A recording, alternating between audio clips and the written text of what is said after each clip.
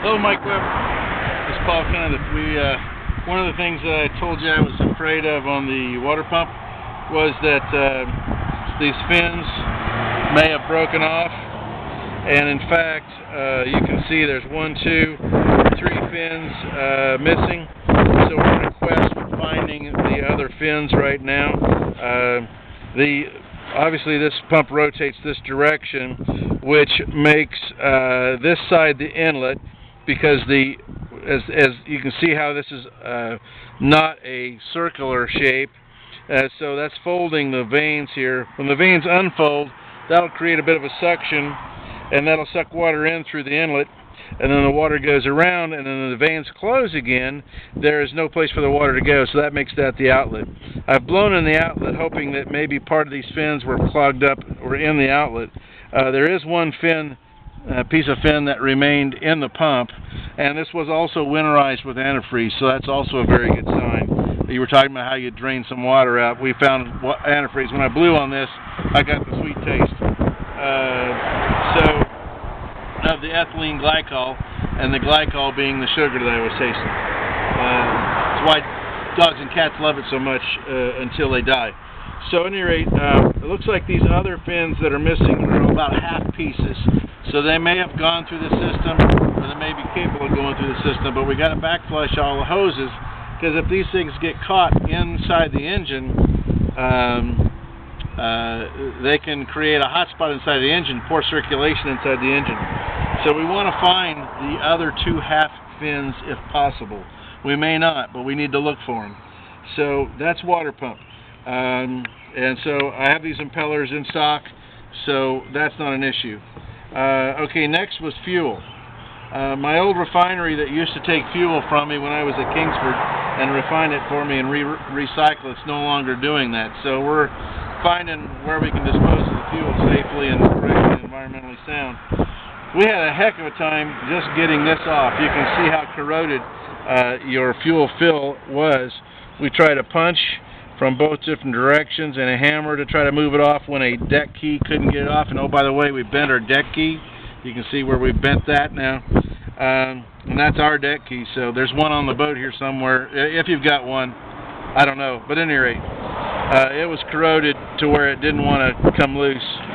Missing an O-ring up here as well, rubber O-ring. Then I dipped the tank to determine how much fuel might be in it.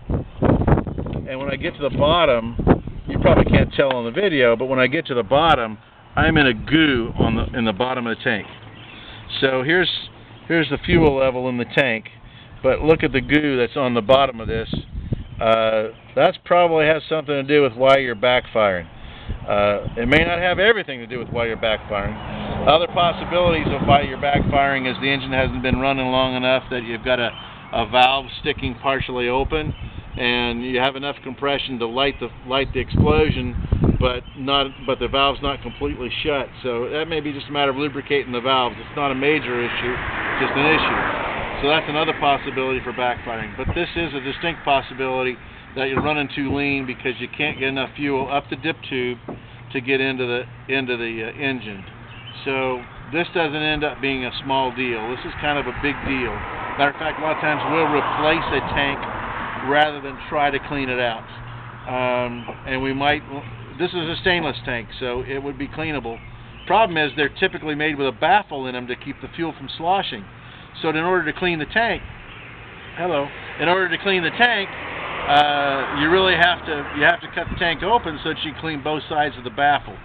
So it might be cheaper at $75 an hour. It might be cheaper to buy a $500 tank and replace the tank with a new tank than it is to be trying to clean it out. But we'll be able to see if you have a baffle. We should be able to tell that by looking at the outside. All right. So let's see. Other issues that we had. Let's see. Those are the other issues was the tank or the plank that I want to show you the plank. So Sarai's going to follow me on down on the ladder, and we'll show you that plank that we have to draw back in. Remember, your son had had your son putting his fingers on him so he could feel where that was at.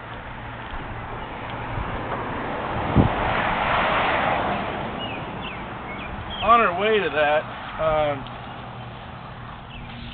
This is, of course, what I'm concerned about is the amount of shaft that's outside of this. This may actually house a bearing, but the curious thing is if you have a packing gland here and that's housing a bearing, then the bearing relies on water for lubrication. So how could we get water into the bearing for lubrication with this packing gland here? So a couple options. We figured it might take a couple hours to research this to determine if this is the way it should be or not. So we could forego the 2 hours of research by just saying we note this as a concern, and we're going to assume it's correct in every way, shape, and form. The boat was built, it's not been tampered with. For the last 40 years it sat in a barn. So and just don't investigate this, and that would save you 2 hours of investigation. We're not only going to look for one thing we do is look for a bearing in here. The second thing we would do is we contact other people that are building similar boats and find out if this is normal. So that would be the two ways we would approach the research, but at a minimum we think that's going to take 2 hours. Okay, so I'm going to get up on here. I'm going to have once I get under here, I'm going to have him hand me the camera.